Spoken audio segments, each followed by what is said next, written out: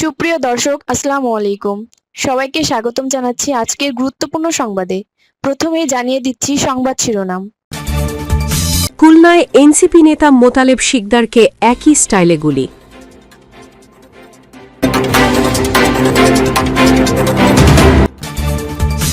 এদিকে হাদির মতো অবস্থা যেন কারো না হয়, সরকারকে নিশ্চিত করতে হবে আসিফ মাহমুদ। ভোটারদের নিরাপত্তা নিশ্চিত করা প্রয়োজন।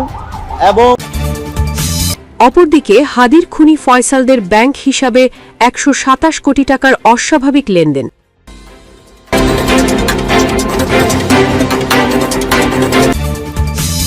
আরও থাকছে ৯০ দিনের মধ্যে হাদি হত্যার বিচার সম্পন্ন হবে, আইন উপদেষ্টা।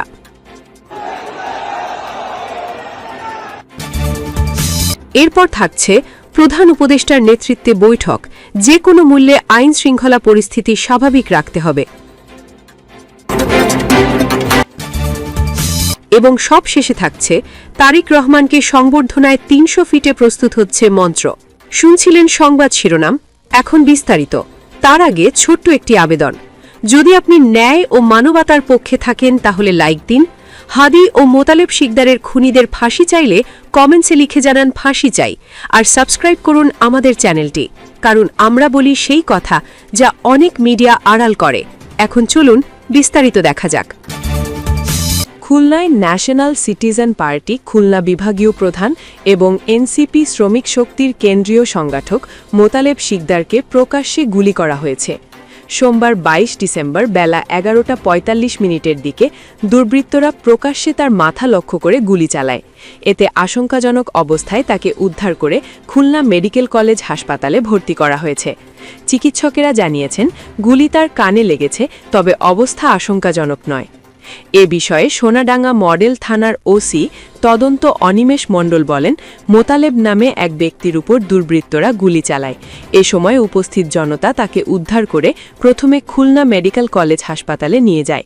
পরে চিকিৎসকদের পরামর্শে তার মাথার সিটি স্ক্যানের জন্য শেখপাড়া সিটি ইমেজিং সেন্টারে নেওয়া হয়। ঘটনার পরপরই পুলিশ ঘটনাস্থলে গিয়ে তদন্ত শুরু করেছে। হামলার কারণ ও জড়িতদের শনাক্তে কাজ চলছে বলেও জানান ওসি। এর আগে দুপুরে সামাজিক মাধ্যমে দেওয়া এক পোস্টে এনসিপির যুগ্ম মুখ্য সংগঠক ও ঝালকাঠি ১ নম্বর আসনের মনোনীত প্রার্থী ডাক্তার মাহমুদা মিতু জানান, এনসিপির খুলনা বিভাগীয় প্রধান এবং এনসিপি শ্রমিক শক্তির কেন্দ্রীয় সংগঠক ও মোতালেব শিকদারকে একটু আগে গুলি করা হয়েছে। আশঙ্কাজনক অবস্থায় খুলনা মেডিকেলে নেওয়া হয়েছে।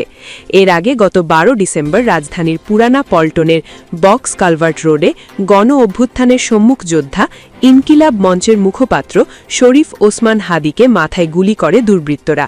আশঙ্কাজনক অবস্থায় তাকে প্রথমে ঢাকা মেডিকেল কলেজ হাসপাতাল এবং পরে এয়ার কেয়ার হাসপাতালে চিকিৎসা দেওয়া হয়। অবস্থার অবনতি হলে ১৫ই ডিসেম্বর তাকে এয়ার অ্যাম্বুলেন্সে সিঙ্গাপুরে নেওয়া হয়। সেখানে চিকিৎসাধীন গত ১৮ ডিসেম্বর ওসমান হাদির মৃত্যু হয়। পরে তাকে দেশে এনে ঢাকা বিশ্ববিদ্যালয়ের কেন্দ্রীয় মসজিদের পাশে, অর্থাৎ জাতীয় কবি কাজী নজরুল ইসলামের সমাধির পাশে দাফন করা হয়। এদিকে হাদির মতো অবস্থা যেন কারো না হয়, সরকারকে নিশ্চিত করতে হবে আসিফ মাহমুদ। শহীদ ওসমান হাদির মতো অবস্থা যেন আর কারো না হয়, সেটা সরকারকে নিশ্চিত করতে হবে বলে মন্তব্য করেছেন ঢাকা ১০ আসনের স্বতন্ত্র প্রার্থী আসিফ মাহমুদ সজীব ভুইয়া। তিনি বলেন, দেশের পরিস্থিতি অস্থিতিশীল করা, নির্বাচন বানচাল করা এবং বাংলাদেশকে অন্ধকারের দিকে ঠেলে দেওয়ার সুযোগ যেন কেউ না পায়, সেটা সরকারকে নিশ্চিত করতে হবে। সোমবার দুপুরে ঢাকা ১০ আসন থেকে নির্বাচন করতে মনোনয়ন ফর্ম সংগ্রহ শেষে তিনি এসব কথা বলেন। আসিফ মাহমুদ বলেন, আজ আমি ঢাকা ১০ আসনের প্রার্থী হিসেবে মনোনয়ন ফর্ম কিনলাম। আপনারা জানেন যে ঢাকা ১০ আসনটি ধানমন্ডি, হাজারীবাগ, নিউ মার্কেট, কলাবাগান ও কামরাঙ্গী চরের ৫৫ নম্বর ওয়ার্ড নিয়ে গঠিত একটি আসন। এই আসনের মানুষের অনেক আশা আকাঙ্ক্ষা আছে এই নির্বাচনকে ঘিরে। এই আসনের প্রত্যেকটি থানা ওয়ার্ডের ভিন্ন ভিন্ন সমস্যা আছে। আমরা সেগুলো নিয়ে সামনের দিনে কাজ করতে চাই। আমরা জনগণের সঙ্গে কথা বলছি, তাদের সমস্যাগুলোর কথা শুনছি, সম্ভাব্য সমাধান নিয়ে আমরা কাজ করছি। আমি এই জার্নিতে ইতোমধ্যে অ্যানাউন্স করেছি প্রার্থী হওয়ার বিষয়টি, এবং এই জার্নিতে এই আসনের জনগণের ও সারা দেশের মানুষের সহায়তা চাই। তিনি আরও বলেন, নির্বাচনকে ঘিরে তফসিলের পরদিনই একটা অত্যন্ত দুঃখজনক ঘটনা ঘটেছিল। স্বতন্ত্র প্রার্থী ঢাকা ৮ আসনের ওসমান হাদি ভাইকে সেদিন গুলি করা হয়েছিল এবং তিনি শহীদ হয়েছেন। এমন পরিস্থিতিতে আমরা মনে করি সরকারকে অবশ্যই নির্বাচনকে কেন্দ্র করে লেভেল প্লেয়িং ফিল্ড, প্রার্থীদের নিরাপত্তা, ভোটারদের নিরাপত্তা নিশ্চিত করা প্রয়োজন। এ ধরনের ঘটনা যেন আর কোনোভাবেই না ঘটে সেটা নিশ্চিত করা প্রয়োজন। আসিফ মাহমুদ বলেন, বাংলাদেশের গণতান্ত্রিক রূপান্তরটা এখন অত্যন্ত গুরুত্বপূর্ণ। দেশের সামগ্রিক স্থিতিশীলতা, সার্বভৌমত্ব ও স্বাধীনতা রক্ষার জন্য ওসমান হাদির মতো আমরাও এই নির্বাচন যেন সঠিক সময়ে এবং সুষ্ঠু ব্যবস্থাপনার মধ্য দিয়ে স্বচ্ছ ও নিরপেক্ষতার সঙ্গে অনুষ্ঠিত হয় সেটা কামনা করি। সরকার প্রয়োজনীয় সব ব্যবস্থা নেবে, এটাই আমাদের প্রত্যাশা থাকবে। তিনি বলেন, শরীফ ওসমান হাদির যেই হত্যার ঘটনা ঘটেছে আমরা দেখেছি এখন পর্যন্ত সরকার আসামিদেরকে গ্রেপ্তার করতে ব্যর্থ হয়েছে। আসামিদেরকে আইডেন্টিফাই করা হয়েছে, তারা কোথায় আছে সেটাও সরকার নিশ্চিত করতে পারছে না। এটা অত্যন্ত দুঃখজনক। অপরদিকে হাদির খুনি ফয়সালদের ব্যাংক হিসাবে ১২৭ কোটি টাকার অস্বাভাবিক লেনদেন। ইনকিলাব মঞ্চের আহ্বায়ক শরীফ ওসমান হাদি হত্যাকাণ্ডের মূল অভিযুক্ত ফয়সাল করিম মাসুদ ওরফে দাউদ খান ওরফে রাহুল ও তার স্বার্থ সংশ্লিষ্টদের ব্যাংক হিসাবে ১২৭ কোটি টাকার অধিক অস্বাভাবিক লেনদেনের তথ্য পেয়েছে সিআইডি। রোববার ২১ ডিসেম্বর রাতে সিআইডির অতিরিক্ত বিশেষ police super media Abu Taleb এ তথ্য নিশ্চিত করেছেন। তিনি জানান, বিভিন্ন আইন শৃঙ্খলা রক্ষাকারী বাহিনী ও গোয়েন্দা সংস্থার তথ্য পর্যালোচনা করে এই অস্বাভাবিক লেনদেনের তথ্য পাওয়া গেছে। আবু তালেব বলেন, ফয়সাল করিম মাসুদ ওরফে দাউদ খান ওরফে রাহুল গ্রেফতার না হলেও মামলার আলামত গোপন ও অভিযুক্তকে পালাতে সহায়তার অভিযোগে তার পরিবারের সদস্যসহ একাধিক সহযোগীকে গ্রেফতার করেছে আইন শৃঙ্খলা বাহিনী। অভিযানের সময় উদ্ধার বিভিন্ন ব্যাংকের চেক বইয়ের তথ্য সিআইডি গুরুত্ব নিয়ে পর্যালোচনা ও বিশ্লেষণ শুরু করে। এতে দেখা যায়, অভিযুক্ত ও তার স্বার্থ সংশ্লিষ্ট ব্যক্তি ও প্রতিষ্ঠানের বিভিন্ন ব্যাংক হিসাবে বেশ কিছু চেক বইয়ে বিভিন্ন পরিমাণ অর্থের কথা উল্লেখ রয়েছে। চূড়ান্ত লেনদেন সম্পন্ন না হওয়া এসব রেকর্ডের সমষ্টিগত মূল্য প্রায় ২১৮ কোটি টাকা। প্রাথমিক বিশ্লেষণ করে সিআইডি পেয়েছে, অভিযুক্ত এবং তার স্বার্থ সংশ্লিষ্ট ব্যক্তি ও প্রতিষ্ঠানের বিভিন্ন ব্যাংক হিসাবে ১২৭ কোটি টাকার বেশি অস্বাভাবিক লেনদেন সংঘটিত হয়েছে, যা মানি লন্ডারিং, সংঘবদ্ধ অপরাধ এবং সন্ত্রাসী কার্যক্রমের সঙ্গে সম্পৃক্ত হতে পারে। বিষয়টি আমলে নিয়ে সিআইডি মানি লন্ডারিং বিষয়ে পৃথক অনুসন্ধান কার্যক্রম শুরু করেছে। মূল অভিযুক্ত ও তার স্বার্থ সংশ্লিষ্ট ব্যক্তি ও প্রতিষ্ঠানের থাকা প্রায় ৬৫ লাখ টাকা রাষ্ট্রের অনুকূলে দ্রুততম সময়ে যেন বাজেয়াপ্ত করা যায় সেজন্যেও যথাযথ আইনি ব্যবস্থা গ্রহণ করছে সিআইডি। প্রসঙ্গত, গত ১২ ডিসেম্বর ঢাকার পুরানা পল্টনের বক্স কালভার্ট রোডে শরীফ ওসমান হাদিকে মাথায় গুলি করে দুর্বৃত্তরা। গুরুতর আহত হাদিকে প্রথমে ঢাকা মেডিকেল কলেজ হাসপাতালে ও পরে এভার কেয়ার হাসপাতালে চিকিৎসা দেওয়া হয়। অবস্থার অবনতি হলে উন্নত চিকিৎসার জন্য ১৫ ডিসেম্বর তাকে এয়ার অ্যাম্বুলেন্সে সিঙ্গাপুরে নেওয়া হয়। সেখানে চিকিৎসাধীন অবস্থায় গত বৃহস্পতিবার মারা যান হাদি। আরও থাকছে, ৯০ দিনের মধ্যে হাদি হত্যার বিচার সম্পন্ন হবে, আইন উপদেষ্টা। শহীদ শরীফ ওসমান হাদি হত্যার বিচার হবে, দ্রুত বিচার ট্রাইব্যুনালে হবে বলে জানিয়েছেন আইন উপদেষ্টা আসিফ নজরুল। সোমবার ২ ডিসেম্বর নিজের ফেসবুক স্ট্যাটাসে এই তথ্য জানান তিনি। আসিফ নজরুল তার পোস্টে লেখেন, শহীদ শরীফ ওসমান হাদি হত্যার বিচার হবে দ্রুত বিচার ট্রাইব্যুনালে। দ্রুত বিচার ট্রাইব্যুনাল আইন ২০০২-এর ১০ ধারা অনুযায়ী পুলিশ রিপোর্ট আসার পর সর্বোচ্চ ৯০ দিনের মধ্যে বিচার সম্পন্ন করা হবে। এর আগে শরীফ ওসমান হাদি হত্যার বিচার প্রক্রিয়া শেষ করতে দ্রুত বিচারিক ট্রাইব্যুনাল গঠনের দাবি জানায় ইনকিলাব মঞ্চ। সোমবার দুপুর ১২:৩০টার দিকে রাজধানীর শাহবাগে জাতীয় জাদুঘরের সামনে সংবাদ সম্মেলনে এ দাবি জানান সংগঠনের সদস্য সচিব আবদুল্লাহ আল জাবের। জাবের বলেন, এই হত্যাকাণ্ডের জন্য একটি দ্রুত বিচারিক ট্রাইব্যুনাল গঠন করতে হবে। প্রয়োজনে আন্তর্জাতিক পেশাদার তদন্ত সংস্থার সাহায্য নিতে হবে।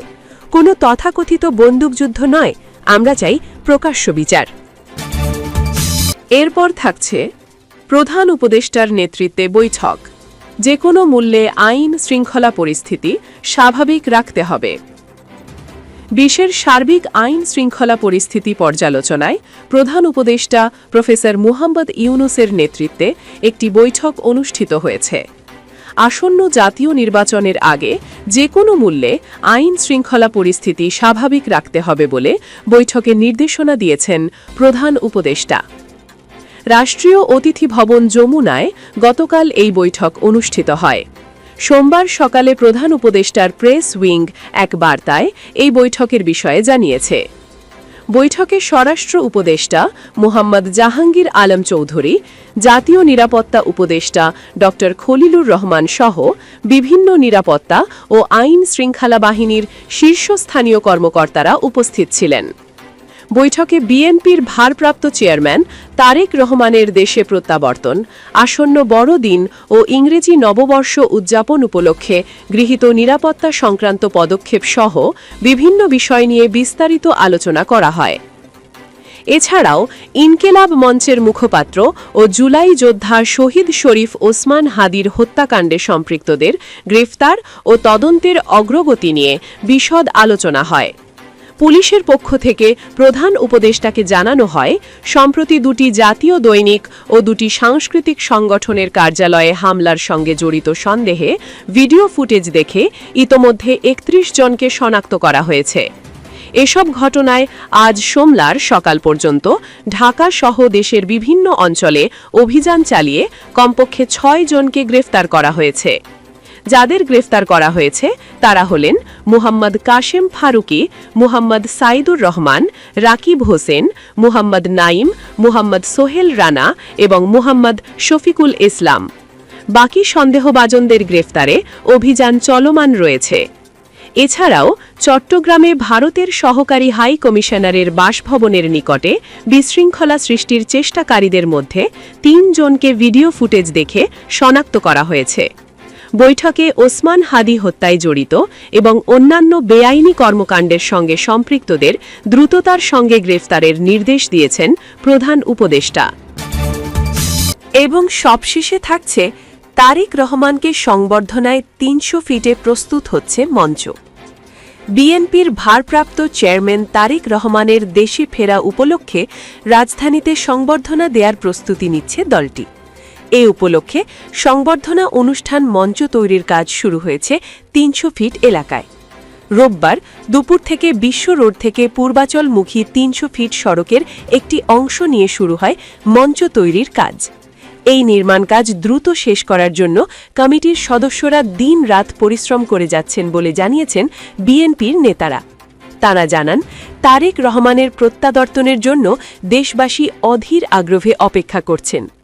২৫ ডিসেম্বর ঢাকায় নেমে বনানী কাকুলি হয়ে ৩০০ ফিটে যাবেন বিএনপির ভারপ্রাপ্ত চেয়ারম্যান তারেক রহমান।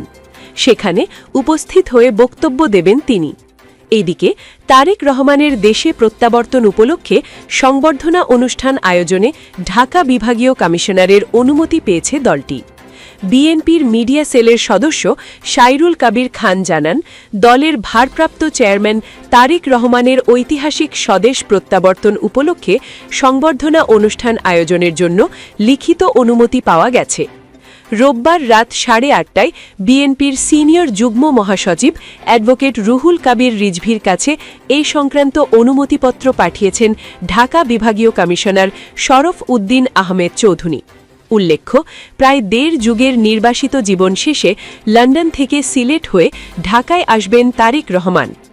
বাংলাদেশ বিমানের নিয়মিত বাণিজ্যিক ফ্লাইটে তারেক রহমান রাজধানীর হজরত শাহজালাল রহমান আন্তর্জাতিক বিমানবন্দরে অবতরণ করবেন।